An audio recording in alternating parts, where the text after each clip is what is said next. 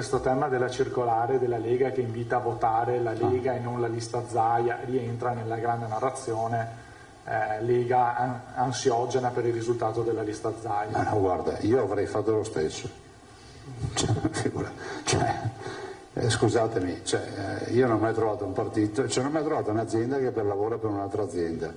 È una scelta che comprendo fino in fondo, che mi hanno anche parlato, tanto è vero che fra l'altro nella pubblicità si investirà molto sulla campagna per la Lega, ma perché funziona così, punto.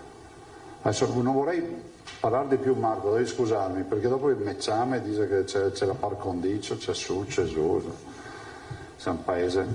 Questo paese mi ricorda, la prima volta sono andato a 18 anni in Cecoslovacchia, vedevo che la sera al bar misuravano tutte le altezze degli alcolici nelle bottiglie, i livelli di alcolici nelle bottiglie, facevano una relazione.